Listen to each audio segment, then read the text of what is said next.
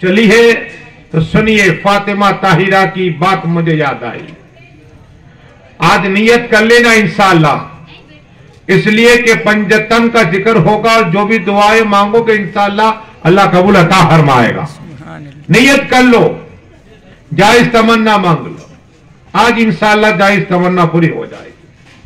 हजरत फातिमा ताहिरा आबिदा मोल्लिमा। कौन फातिमा? जिनके अब्बा हुजूर रहमतिल आलमीन है। कौन फातिमा? जिनके नाना रहमत, जिनके अब्बा हुजूर तमाम नबियों के इमाम है। कौन फातिमा? जिनके अब्बा हुजूर जन्नत के मालिक है। कहो सुभान अल्लाह। वो फातिमा ताहिरा आबिदा अपने अब्बा हुजूर की बारगाह में बैठी और आका सल्लल्लाहु तआला अलैहि वसल्लम ने इरशाद फरमाया, बेटी फातिमा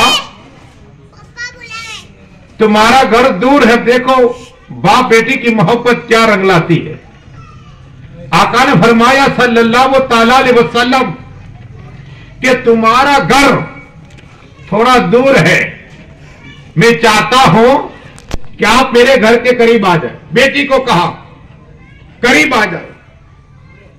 तो हदीसों किताब में आया है, कुतुब में, कि हजरत फातिमा ताहिरा दूर रहती थी, लेकिन आका सल्लल्लाहु तआला अलैहि वसल्लम के करीब एक साबी रहती, इसका नाम था हारसा इब्ने नोमान।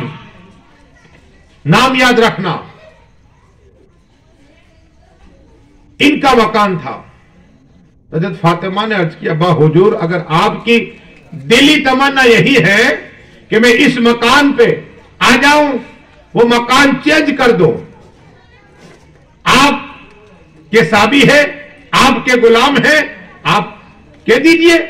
तो मेरे आका इरशाद फरमाते, बेटी फातिमा मुझे हया आती है, मकान के सामने मकान देना है। लेकिन फिर भी आका सल्लल्लाहु अलैहि वसल्लम ने क्या कहा, बेटी फातिमा मुझे हया आती है। अब इतने में ये बात फैल गई और हारसा इब्ने नौमान की बात पता चल गया।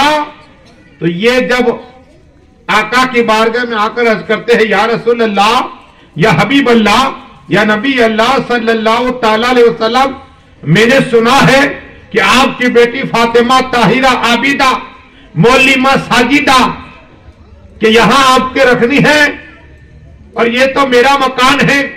आका मेरा कुछ नहीं है, जो कुछ आप ही का है। कहो सुभान अल्लाह। आका यही मकान में देता हूं, आप मुझे वो कहता फरमाइए। अब मेरे आका इतने राजी हो गए, इतने खुश हुए। अब आका राजी तो खुदा राजी। याद रखना, आका का दिल राजी हो गया। अगर तुमने किसी मुसलमान की एक तमन्ना पूरी कर दी, क्या है, एक ख्वाहिश पूरी कर दी, एक हाजत पूरी कर दी, तो रसूल हाशमी सल्लल्लाहु अलैहि वसल्लम फरमाते कि जिसने अपने मोमिन भाई की एक तमन्ना पूरी कर दी, काम आ गया उसके, तो अल्लाह तबारक व तआला उस बंदे मोमिन को गोया रमजान मुबारक में पूरा एहतिकाफ किया, इतना स्वाब अता फरमाता है। कहो सुभान अल्लाह। ये है तमन्ना पूरी करनी। तो मोमिन भाई के काम आया करो, क्या है, फायदे में रहोगे। लेकिन बताना यह है कि हारसा रज़ियल्लाहु ताला ने अपना मकान हजरत फातिमा को दे दिया। हजरत हारसा वहां चले गए। अब आका सल्लल्लाहु ताला अलैहि वसल्लम सुबह उठते और उसके बाद ये फरमाते, अस्सलात अहले बैत, ये कहकर मस्जिद नबी शरीफ पे जाते, बताने की आवाज देते जब फातिमा करीब थी। और एक रिवायत में यह भी आता है कि आका सल्लल्लाहु अलैहि वसल्लम अपनी बेटी फातिमा के घर जाते। देखो बेटियों कितनी इज्जत दी आका सल्लल्लाहु अलैहि वसल्लम। अपनी बेटी के घर जाते ना, तो हजरत फातिमा खड़ी हो जाती, इस्तकबाल करती, आका सलाम करते और हजरत फातिमा का हाथ का बोसा लेते। कहो सुभान अल्लाह। एक कोई बाप ऐसा है कि बेटी का हाथ का बोसा ले, पेशानी का बोसा ले, ये रसूल पाक की सुन्नत है। क्या? ये रसूल पाक की सुन्नत है। کہ حضرت فاطمہ کا ہاتھ آقا چومتے، اتنی محبت کرتے اور پیشانی کا بوسہ لیتے. جس نے بھی باپ نے یہ عمل کیا، یہ سنت زندہ کی، اللہ 100 شہیدوں کا ثواب عطا فرمائے گا. تو سبحان اللہ. اتنا ہی نہیں، رسول ہاشمی صلی اللہ علیہ وسلم کے حضرت فاطمہ آتی نکاح کے بعد تو آقا کھڑے ہو جایا کرتے تھے. کہو سبحان اللہ. رحمت العالمین کھڑے ہو جایا کرتے تھے اور قریب جاتے کیا تو حضرت فاطمہ ہاتھ کا بوسہ لیا کرتی تھی. کہو سبحان اللہ. یہ سنت ہے. سنت طریقہ کیا ہے؟ اور اپنی جگہ پر آقا بٹھایا کرتے تھے. رسول پاک صلی اللہ علیہ وسلم اپنی جگہ پہ بٹھایا کرتے تھے. ارے فاطمہ کا چلنا گویا مصطفیٰ کا چلنا ہے، فاطمہ کا بولنا کوئی مصطفیٰ کا بولنا ہے، فاطمہ کا قرآن پڑھنا گویا مصطفیٰ قرآن پڑھ رہے. کہو سبحان اللہ. بتانا یہ ہے وہ فاطمہ طاہرہ عابدہ رضی اللہ تعالیٰ اپنے ابا حضور کے گھر کے قریب آ گئی. ایک دیوال ہو گئی. لیکن حارثہ کو انعام کیا ملا؟ حضرت حارثہ تشریف فرما ہے. دیکھا کوئی شخص آقا سے گفتگو کر رہا ہے. حضرت حارثہ دور کھڑے رہ گئے. کیا دور کھڑے رہ گئے. میرے آقا صلی اللہ تعالی علیہ وسلم نے کہا حضرت حارثہ معلوم یہ کون تھا؟ کہ یا رسول اللہ، یا حبیب اللہ، یا نبی اللہ، یا نور اللہ صلی اللہ اس کے رسول جانے. تو کہا یہ جبریل امین تھے. کہو سبحان اللہ. کون تھے؟ جبریل امین تھے علیہ الصلوۃ والسلام. تو کہا آقا یہ کیا کہنے آئے تھے؟ کہا کہ یہ کہنے آئے تھے، دو باتیں بتانے آئے تھے. کیا؟ آپ کے متعلق کہ حارثہ نے آپ کا دل راضی کر دیا. کیا محبوب آپ کا دل راضی کر دیا. تو اللہ نے فرمایا ہے کہ حارثہ کو کہہ دو کہ ایک جنگ ہوگی. جنگ کیا؟ جنگ فتح کے بعد غزوہ حنین ہوگا اور اس میں 12,000 مسلمان کی فوج ہوگی، 40,000 غیر مسلمان کی فوج ہوگی اور اس میں افراتفری ہوگی اور اس میں 80 آدمی ہوگے جو آپ کے ارد گرد کھڑے رہیں گے. کہو سبحان اللہ. اور اس میں حارثہ بھی ہوگے. کہو سبحان اللہ. دنیا میں یہ سلا. لیکن پھر آقا ارشاد فرماتے جنت کی بات کر رہے پر یہ دور سے پھر جنت کی بات سنا. اللہم صلی علی سیدنا محمد وعلی آلہ سیدنا محمد. آقا کہتے جب میں معراج پہ گیا میں نے دیکھا 7 آسمان کی سیر کی.